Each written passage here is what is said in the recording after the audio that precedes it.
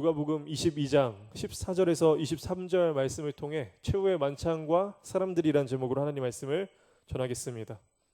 이제 오늘 이 본문은 최후의 만찬 장면 속에서 정말 엄청나게 많은 의미와 내용들이 숨어 있고 또 사람들의 각자 다른 다양한 생각과 마음들이 아주 복잡하게 뒤엉켜 있는 장면입니다. 먼저 화면을 보시면 우리가 이 최후의 만찬을 대부분 다 이 그림으로 인식하고 있으실 겁니다. 이건 이제 레오나르도 다빈치의 이 최후의 만찬의 그림을 통해서 우리가 예수님의 최후의 만찬이 이러할 것이다 라고 생각하는데, 사실 우리가 이 깊은 의미와 내용을 이 그림으로 보면은 온전히 이해하지 못하고 우리는 예수님의 최후의 만찬을 왜곡된 상태로 보게 됩니다. 일단 실제로 앉아있는 자리부터가 달랐습니다. 그리고 이 자리에 앉아있던 사람들의 배치와 자리가 온전히 이해될 때 얼마나 이 장면에서가 우리가 생각보다 훨씬 긴장감 넘치는 시간이었는지를 보게 됩니다. 이 그림을 보시면 이제 디귿자 모양으로 원래는 연회가 펼쳐졌습니다. 그리고 이 시계 방향에 따라서 이제 자리가 점점점 말석으로 되는 것인데, 이제 오른쪽 테이블 가장 끝자리가 말석입니다. 그림 보시면 이제 동그라미 하나가 있는 곳이 있죠. 거기가 이제 말석입니다. 맨 마지막 자리이고, 왼쪽을 보면 이제 맨 왼쪽에 맨 앞자리가 숫자 2로 되어 있는데 여기는 연회장의 자리입니다. 이 잔치를 주최하는 연회장이 앉는 자리가 2번이고 그 옆에 1번 숫자 1로 써 있는 그 자리가 이 잔치의 가장 중요한 손님이 앉는 자리였습니다. 그러니까 연회장의 옆에 가장 중요한 손님이 앉고 그 옆에 3번 써 있는 곳이 두 번째로 귀한 손님이 앉는 자리였습니다. 이게 이 당시 유대인들이 앉는 사회적인 관습이었는데, 그래서 이제 이런 이유로 인해서 제자들이 누가 더 높냐, 이제 이런 막 싸움이 난 것이죠.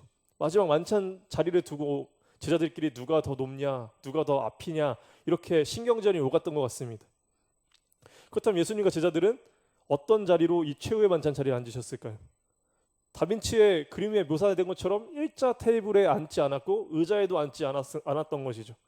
앞에서 언급했지만 이 디귿자 모양의 연회석 테이블은 다 바닥에 앉아서 왼쪽 팔꿈치를 이제 기대고 왼쪽 사람에게 기댔습니다. 기대고 음식을 이제 옆 사람에게 떠 먹여주고 그 비스듬히 누워가지고 음식을 먹여주는 그런 거였죠.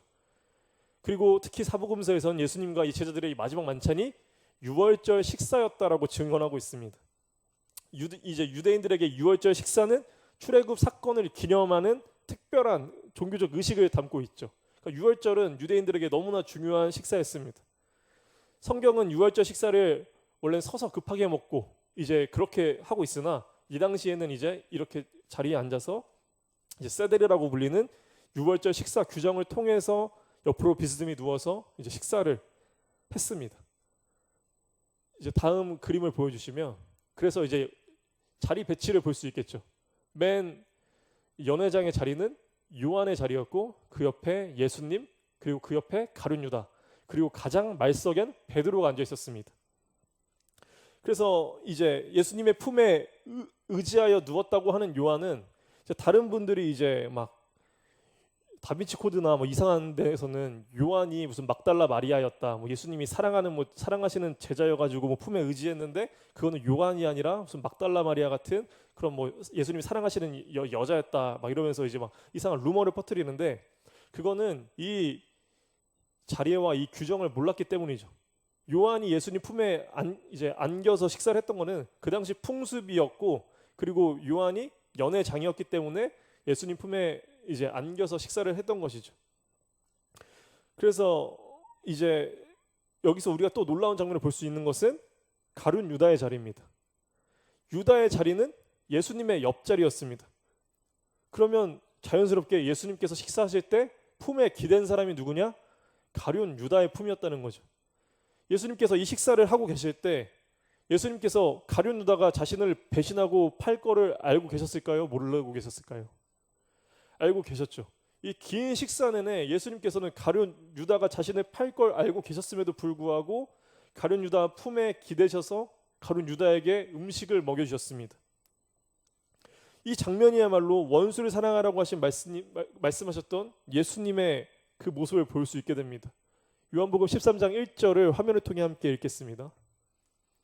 유월절 전에 예수께서 자기가 세상을 떠나 아버지께로 돌아가실 때가 이른 줄 아시고 상에 있는 자기 사람들을 사랑하시되 끝까지 사랑하시니라.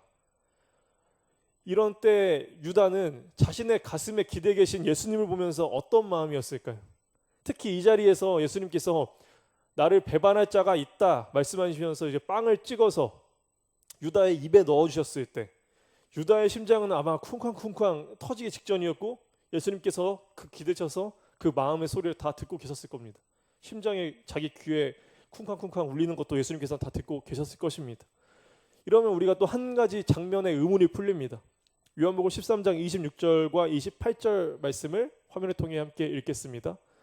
예수께서 대답하시되 내가 떡 한 조각을 적셔다 주는 자가 그니라 하시고 곧 한 조각을 적셔서 가룟 시몬의 아들 유다에게 주시니 이 말씀을 무슨 뜻으로 하셨는지 그 앉은 자 중에 아는 자가 없고. 우리가 이제 다빈치 코드 같은 그런 장면에서 예수님께서 가룟 유다에게 떡을 적셔서 이 사람이 나를 배반할 자다라고 생각하면 예수님이 거기서 일어나 가지고 유다한테 가서 입에 빵을 넣어 주시면서 이 말을 했는데 왜 아무도 그걸 보고 예수님께서 무슨 말씀을 하는지 아는 자가 없었을까라고 생각할 수 있는데 그게 아니라 예수님께서 식사 내내 유다의 품에 기대셔 계셨고 유다에게 계속 음식을 먹이셨고 중간중간 계속 그렇게 했기 때문에 이 특별한 말씀에 대해서 제자들이 별 다른 점을 깨닫지 못했던 것이죠. 이처럼 예수님께서는 우리가 늘 주님께 배반하고 죄를 범하지만 늘 변함없이 우리를 먹이시며 우리를 믿으시며 우리를 기대고 계십니다. 그런데 이때 가룟 유다가 어떻게 행동합니까? 이 기회를 통해 회개하지 않고 견디지 못하고 죄책감을 견디지 못하고 자리를 박차고 나가버립니다. 그리고 계속해서 자신의 죄를 이어갑니다. 그러면서 또 어떤 분들은 가룟 유다가 예수님을 팔았던 이유는 예수님께서 자신의 능력을 나타내지 않고 로마를 물리치려 하지 않으시는 걸 보고 강제로 예수님을 그 위기의 자리에 옮겨버리면 거기서 예수님께서 놀라운 능력을 나타내셔서 로마를 물리칠 것이라는 것을 기대하고 그런 마음으로 예수님을 팔아 넘겼다라고 해석하는 사람들이 있는데 그것은 정말 뭔가 새롭게 해석하기 위해서 새롭게 해석한 것일 뿐이지 당시 사도들은 유다가 예수님을 판 이유를 명확히 말해주고 있습니다. 사도행전 1장 18절에서 19절 말씀을 함께 읽겠습니다. 이 사람이 불의의 삭끝으로 밭을 사고 후에 몸이 곤두박질하여 배가 터져 창자가 다 흘러나온지라. 이 일이 예루살렘에 사는 모든 사람에게 알려져 그들의 말로는 그 밭을 아겔다마라 하니 이는 피밭이라는 뜻이라. 이 베드로가 이제 가룟 유다의 사도 자리를 이제 새로 뽑는 그 자리에서 했던 설교인데 여기서 베드로는 가룟 유다가 불의의 삭스로 밭을 샀다라고 이야기합니다. 그럼 여기서 불의의 삭시 무엇일까요? 가룟 유다가 예수님을 팔아서 받았던 은 30 말하는 걸까요? 근데 그 은 30은 성경 보면 아시겠지만 제사장들에게 다 던져버리고 나옵니다. 그러므로 이제 그 돈으로 샀다는 것이 아니죠. 그리고 유다가 산 땅이 어디입니까? 19절에 보면 예루살렘에 있는 땅이었다고 말합니다. 지금도 유대인들의 소원이 무엇이냐? 예루살렘의 땅을 사는 것이라고 합니다. 우리로 치면 강남 노른자 땅의 땅을 사는 것이죠. 유다가 무슨 돈으로 예루살렘의 땅을 살 수 있었을까요? 그것은 예수님의 사역을 돕기 위해 사람들이 십시일반으로 모았던 그 돈꾀에서 유다가 돈꾀를 맡았으니까 거기서 뒤로 빼돌려서 투자한 것이죠. 결국 유다는 예수님의 이 회개의 메시지에 자신이 응답하지 않고 양심에 찔려 예수님을 팔아넘긴 다음에 자신의 은을 제사장들에게 던지고 어디로 뛰어갔느냐? 자기가 예루살렘에 산 땅, 자기 밭으로 예루살렘의 노른자 땅으로 산 그곳으로 달려갑니다. 그리고 거기 안에 나무에 목을 맸습니다. 그리고 목을 매 죽어도 자기 사유지니까 다른 사람들이 들어오지 못했고 오래오래 부패하다 보니 끈이 끊어졌든지 나뭇가지가 부러졌든지 해서 거기서 떨어져 몸이 곤두박질해서 창자가 다 터져 땅에 흙부러졌고 그래서 그곳을 피밭 아겔다마라고 예루살렘 사람들에게 소문이 퍼졌다라고 지금 사도행전에서 말을 하고 있는 것입니다. 그러므로 우리가 볼 수 있는 것은 가룟 유다는 끝까지 자기가 산 땅 거기서 벗어나질 못합니다. 예수님과의 만찬에서 박차고 나가 벗어난 이는 가룟 유다밖에 없었습니다. 그런데 우리가 잘 살펴보면 그 자리에 있었던 모든 제자들은 사실 다 예수님을 배반했습니다. 가룟 유다만 배반한 것이 아니라 모두 다 예수님을 배반했었던 자들입니다.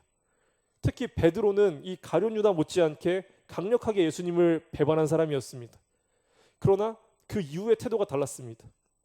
유다는 예수님을 박차고 나가버렸지만 베드로는 자신의 부족함과 자신이 예수님을 절대 배반하지 않겠다고 장담했음에도 불구하고 3번이나 배반할 것을 알지 못할 정도로 자신의 그 신앙과 이것에 미성숙했지만 그럼에도 불구하고 예수님께 끝까지 붙어 있었습니다. 그러니까 인생의 결과가 달라졌습니다. 지금 베드로가 앉아있는 자리는 말석이었습니다. 요한복음 13장 24절에서 25절 말씀을 함께 화면을 통해 읽겠습니다. 시몬 베드로가 머릿짓을 하여 말하되 말씀하신 자가 누구인지 말하라 하니 그가 예수의 가슴에 그대로 의지하여 말하되 주여 누구니이까. 이것을 보면 베드로가 요한에게 머릿짓을 해서 예수님께서 말씀하신 배반한 자가 누구냐라를 이제 머릿짓으로 요한에게 이제 했다고 합니다. 그것은 가장 상석에 앉아있던 요한과 말석에 앉았던 베드로가 서로 마주보고 있는 자리였기 때문에 그렇게 눈짓과 머릿짓으로도 이제 이것들이 의사소통이 가능했던 것이죠. 그런데 여기서 베드로가 말석에 앉은 이유는 정말 예수님의 겸손을 본받아서가 아니었습니다. 이 당시까지만 해도 베드로는 교만했고 예수님의 참뜻을 알지 못했습니다. 자신의 교만과 이제 위장한 위선으로 이 자리에 앉아 있었습니다. 이것을 증명하는 장면이 예수님께서 제자들에게 발을 씻겨주시는 장면입니다. 원래 이 발을 씻어주는 이 역할은 가장 말석에 앉아 있는 사람이 해야 되는 역할이었습니다. 그러니까 베드로가 사실 했어야 되는 역할인데 베드로는 사실 자기가 말석에 앉은 것도 서러운데 다른 제자들의 발까지 씻겨줘야 된다는 사실이 영 내키지 않으니까 끝까지 그 역할을 하지 않았던 것이죠. 그러자 예수님께서 몸소 일어나셔서 제자들의 발을 하나하나 씻겨주십니다. 그리고 가장 말석에 있는 베드로의 발까지 씻겨주시는데 베드로는 이것을 쭉 보면서 자신이 지금 해야 할 일을 예수님께서 하시는 걸 보고 제 발은 못 씻겨, 제 발은 예수님께서 씻어주지 마시라고 그렇게 막 거부하기도 하고 몹시 당황하며 부끄러워합니다. 그러니까 베드로가 자신이 이 말석에 앉은 이유는 이전에 앞서서 제자들끼리 누가 크냐, 누가 작냐, 누가 상석에 앉냐라고 싸울 때 예수님께서 너희 중에 큰 자는 너희를 섬기는 자가 되어야 한다 하신 이 말씀과 누가복음 14장 8절에서 10절 말씀을 함께 화면을 통해 읽겠습니다.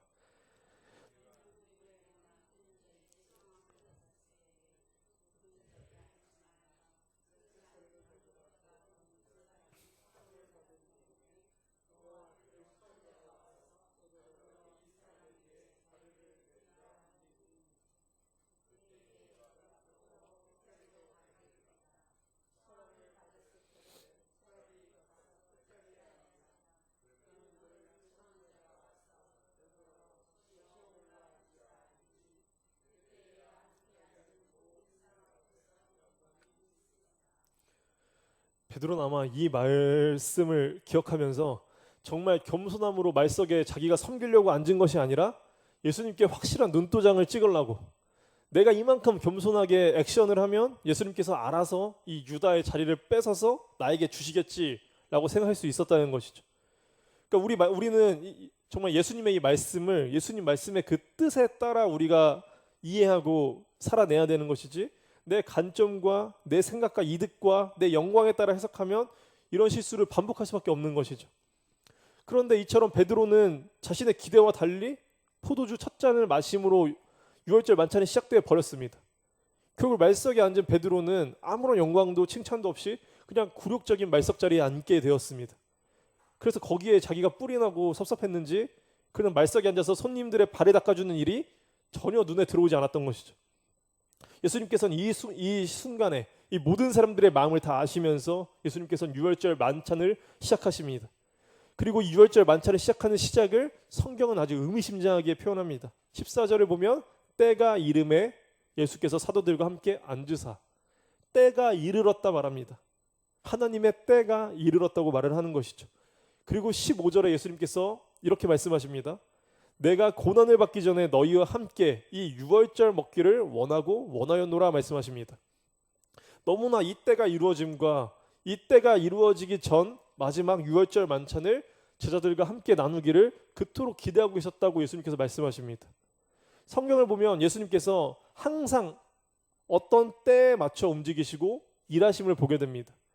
그리고 성경을 보면 볼수록, 공부를 하면 할수록 예수님께서 얼마나 많은 구약의 말씀들, 하나님의 언약을 이루시고 그리고 그 때에 맞춰서 사역을 완성하신지를 보면 너무나 놀랍고 신비합니다. 이것을 예수님께서 어떻게 표현하셨냐면 요한복음 5장 30절 말씀을 화면을 통해 함께 읽겠습니다. 내가 아무것도 스스로 할 수 없노라. 듣는 대로 심판하노니 나는 나의 뜻대로 하려 하지 않고 나를 보내신 이의 뜻대로 하려 함으로 내 심판은 의로우니라. 여기서 예수님께서 말씀하신 이걸 들으면 예수님께서 그냥 뭔가 성령의 막 음성에 그 순간순간 어디에 가고 어디에 해야 되고 이렇게 받아들이기 쉬운데, 우리가 말씀을 보면 볼수록 예수님께서 말씀하신 이것은 구약의 예언을 이루시는 의미에서 하나님의 뜻대로 움직이신다라고 하는 것을 볼 수 있게 됩니다. 구약의 예언들, 구약 말씀을 때에 따라 완성시키는 것을 보게 됩니다. 그 중에 한 가지 예를 들면 예수님께서 왜 어부들을 제자로 삼으셨을까요? 그냥 그러셨을까요? 왜 어부들을 예수님께서는 제자로 삼으셨을까요? 이것도 사실은 구약 언약을 이루시기 위해서였습니다. 예레미야 16장 16절과 아모스 4장 2절을 함께 읽겠습니다. 여호와의 말씀이니라. 보라, 내가 많은 어부를 불러다가 그들을 낫게 하며 그 후에 많은 포수를 불러다가 그들을 모든 산과 모든 언덕과 바위 틈에서 사냥하게 하리니 주 여호와께서 자기의 거룩함을 두고 맹세하시되 때가 너희에게 이를지라. 사람이 갈고리로 너희를 끌어가며 낚시로 너희의 남은 자들도 그러하니라. 예수님께서 이 땅에 오셨을 때 하신 말씀이 무엇입니까? 예수님께서는 하나님의 이 약속을 완전하게 이루시겠다 오셨습니다. 지금 선지자들의 이 말은 이제 내용을 쭉 보시면 약간 심판과 정죄로서 선지자들은 이 얘기를 했습니다. 그런데 예수님께서는 그 말씀을 사랑으로 완성시키기 위해 이 땅에 오셨습니다. 마태복음 5장 17절을 화면을 통해 함께 읽겠습니다. 내가 율법이나 선지자를 폐하러 온 줄로 생각하지 말라. 폐하러 온 것이 아니요 완전하게 하려 함이라. 선지자들도 온전히 이해하지 못했던 그 내용을 완전히 이루시기 위해서 예수님께서 오셨는데, 예수님께서 오셨을 때 말씀하신 것이 나는 심판하러 온 것이 아니라 구원하기 위해 왔다. 선지자들은 이 심판의 의미로 이 메시지 말했지만 하나님께서는 구원함으로 이 말씀을 이루시는 것이죠. 이처럼 예수님께서 우리가 별로 주목하지 않았던 이 부분들까지 하나님의 언약과 뜻에 따라 완성시키시는 것을 보게 되는데, 그러면 또 한 가지 질문을 드릴 때 예수님께서 왜 3일 만에 부활하셨을까요? 이것도 성경의 어떤 때를 지키기 위해서였습니다. 우리가 지금은 예수님께서 유월절 어린 양으로 또 화목제물로 우리의 모든 죄를 지고 세례 요한이 말하는 것처럼 세상죄를 지고 가는 어린 양으로 오셨다는 사실을 너무나 잘 알고 있습니다. 그리고 이 맥락에서 예수님께서 당연히 이 구약의 언약을 완성시키시기 위해서 죽으신 거고, 또 그에게 그 계획에 맞춰 3일 만에 부활하셨다는 사실을 발견할 수 있게 됩니다. 요한복음 13장 1절을 화면을 통해 함께 읽겠습니다. 유월절 전에 예수께서 자기가 세상을 떠나 아버지께로 돌아가실 때가 이른 줄 아시고 세상에 있는 자기 사람들을 사랑하시되 끝까지 사랑하시니라. 여기서 예수님께서 아버지께로 돌아가실 때가 이른 줄 아셨다고 말씀하십니다. 그럼 여기서 유월절이 매우 중요한 의미가 있는 걸 우리는 발견할 수 있게 됩니다. 그리고 예수님께서 오늘 본문에서처럼 이 유월절 만찬을 그토록 기다리셨던 이유도 알게 됩니다. 먼저 유월절을 지키는 일정을 보면 출애굽기 12장과 레위기 23장에 잘 나와 있는데, 제가 이것을 이제 그냥 내용을 정리했습니다. 화면을 통해 이 정리한 걸 보시면 이제 10일에 유월절에 잡을 흠없는 어린 양을 선택합니다. 그리고 유월절 잡는 날까지 집에 잘 간직해 둡니다. 그리고 14일 저녁부터 이제 유월절이 시작되고 그 유월절과 함께 안식일을 준비하는 기간으로 합니다. 그러니까 이제 유월절 시작 때 이제 어린 양을 잡아서 이제 유월절을 보내는 것이죠. 그리고 그 다음 날 15일 저녁부터 안식일입니다. 안식일 거룩한 성회를 지키면서 이제 아무것도 안 하고 이제 집에서 안식일을 보내는 것이죠. 그리고 그 다음 날이 16일 초실절 초태생입니다. 이때는 이제 유월절이라는 거는 이제 10번째 재앙 때 모든 장자를 죽이겠다 했는데 집 문에 유월절 어린 양 피를 바른 그 집은 다 죽지 않고 넘어가겠다. 이게 유월절의 의미지 않습니까? 그러니까 거기서 예수님 그 유월절 어린 양 피를 발라서 살아남은 그 집은 하나님께 감사드리는 거죠. 원래 다 죽기로 되어 있었는데 하나님께서 그 피할 방도를 알려주셨고 그렇게 살아남았으니까 우리 장자 그리고 집안에 있는 모든 가축의 첫째는 하나님께서 살려주셨기 때문에 하나님께 서원합니다.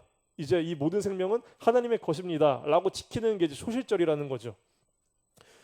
이거를 이제 예수님께서 완성시키시기 위한 이 때로 지키신 것입니다. 다음 그림을 보여주시면 이 빨간색이 예수님이 어떻게 이걸 이루셨는지를 보게 되는데 이제 유월절 잡은 흠없는 어린 양을 선택하고 이제 간직하는 기간 동안 예수님께서 이제 예루살렘에 입성하십니다. 이제 유월절 어린 양으로서 흠없는 어린 양으로서 이제 유월절 이제 양을 준비하시는 그 과정을 통해 이제 예루살렘에 들어가셨고 그리고 그 기간을 이제 종려주일로서 유월절까지 지내십니다. 그리고 오늘 본문이 이제 유월절을 시작되는 그 14일 밤 이때 이제 예수님께서 유월절을 보내시고 그리고 이 밤부터 예수님이 가룟유다에게 팔려 잡히고 재판받게 됩니다. 그리고 안식일이 15일 저녁부터 시작되는데 예수님을 안식일 날 죽일 수 없기 때문에 안식일 전에 죽이려고 졸속 재판해버리고 예수님을 바로 매달아 죽입니다. 그러니까 이 성경을 보시면 이제 예수님을 안식일 전에 죽이려고 막 모의를 하고 안식일 전에 예수님을 죽인 걸 보게 되죠. 그래서 예수님께서 15일 날 안식일을 어디서 지키시냐? 무덤에서 지키십니다. 그리고 16일 부활하시면서 초실절 초태생을 이루시면서 부활의 첫 열매로서 예수님께서 이거를 지키시는 거죠. 그러니까 예수님께서는 이 때를 지키시기 위해 죽으셨고 부활하셨고 그 언약을 완성시키셨습니다. 그러므로 이것을 보면 예수님께서 왜 3일 만에 부활하셨느냐? 이것을 지키기 위해서 그러셨다는 것이죠. 이처럼 예수님께서 하나님의 때에 따라 모든 것을 완성시키셨습니다. 그래서 우리가 예수님을 깊이 알면 알수록 우리의 믿음이 강해질 수밖에 없는 이유는 그분이 그냥 죽으시고 부활하신 것을 넘어서 이미 구약에 예언된 수많은 것들을 이루셨음을 우린 증명하셨기 때문에 우리의 믿음이 이것을 통해 더욱더 강력해지는 것이죠. 예수님께서 사탄의 시험을 말씀으로 이겨내신 것처럼 우리도 오직 말씀을 통해 우리의 믿음을 지켜낼 수 있습니다. 그 믿음은 다른 것이 아니라 예수 그리스도를 통한 믿음입니다. 오늘 본문은 통해서 크게 세 명의 인물을 통해 같은 유월절을 맞이하지만 전혀 다른 마음으로 맞이한 것을 보게 됩니다. 우리 스스로 정말 하나님의 뜻을 살아내길 그토록 원하고 우린 예수님을 본받아 살기를 너무나 원합니다. 그런데 그 비결은 오늘 말씀을 통해 볼 수 있는 것처럼 하나님의 뜻을 배울 때 말씀을 통해 하나님의 뜻을 배워나갈 때 그래서 예수님께서는 우리에게 성령, 보혜사를 보내주셨습니다. 우리는 성령님께서 도와주시는 그 깨달음을 통해서 또 초대교회가 그랬던 것처럼 성령님을 통하여 말씀을 함께 상고하고 배우고 공부하며 그 말씀대로 살아갔습니다. 이 말씀의 기초가 우리 안에 없으면 겟세마네에서 예수님께서는 하나님께 자신의 마음을 맞추기 위해서 하나님의 뜻을 이루시기 위해서 기도드릴 때 제자들은 육신이 연약하여 예수님을 본받지 못하고 잠들었었습니다. 여기서 육신이 연약하다는 의미는 정말 바쁘고 피곤해서 육신의 그 연약함도 있지만 예수님과 같이 하나님의 때를 알지 못했기 때문에 중요한 시기에 내가 해야 될 일을 깨닫지 못했기 때문에 잠들어 있었다. 즉 영의 눈이 가려져 있었던 상태를 의미하는 것이죠. 이 제자들이 아무리 피곤한다고 할지라도 예수님께서 바로 잡혀서 재판받으시고 십자가에 죽으실 것을 알고 있었다면 제자들은 절대 그때 졸지 않았을 겁니다. 어떻게든 정신을 차리고 기도해서 깼겠죠. 근데 문제는 뭐냐? 예수님께서 잡히셔서 돌아가실 거라는 뜻을 아예 몰랐던 것이죠. 예수님께서 그토록 많이 말씀하시고 그토록 유월절 통해서 깨닫게 해주고 말씀해 주셨지만 제자들은 몰랐다는 것이죠. 그럼에도 우리 주님께서는 부활하시어서 배반한 제자들에게도 찾아가셨고 그들에게 다시 한번 이 말씀을 풀어주시고 제자들은 그 말씀과 예수님의 시간을 통해 회복되고 이제 영의 눈과 마음이 열리도록 끝끝내 도와주셨습니다. 이 말씀을 누가복음 24장 31절과 32절을 통해 볼 수 있게 됩니다. 그들의 눈이 밝아져 그인 줄 알아보더니 예수는 그들에게 보이지 아니하시는지라. 그들이 서로 말하되 길에서 우리에게 말씀하시고 우리에게 성경을 풀어주실 때 우리 속에서 마음이 뜨겁지 아니하더냐 하고. 지금도 우리는 우리를 사랑하시되 끝까지 사랑하시는 예수님께 우리의 모든 것을 맡기고 의지해야 합니다. 지금도 이와 같은 말씀의 능력이 우리에게 여전히 동일하게 그 은혜로서 일어나게 됩니다. 이제는 성령께서 우리와 함께 하시기 때문에 이 제자들보다 훨씬 더 큰 은혜가 우리에게 주어졌습니다. 모든 성도분들께서는 우리가 말씀을 사모하는 교회로서, 또 주님을 향한 찬미와 교제가 넘쳐나는 교회로서, 사랑과 우리의 봉사가 넘쳐나는 그런 교회, 그래서 우리 교회를 통하여 우리의 삶과 우리 가족의 삶과 내가 사랑하는 모든 사랑하는 사람들이 이곳에서 함께 주님의 소망과 주님의 회복으로 되살아나는 그런 교회와 우리 모든 성도분들 되기를 주님의 이름으로 소망합니다. 이 역사가 지금 우리에게도 동일하게 일어날 것을 믿으며 모든 성도분들도 이 말씀을 통해 회복받고 주님의 그 믿음과 은혜 안에서 살아내시는 앞으로의 모든 여정 되시길 주님의 이름으로 소망합니다.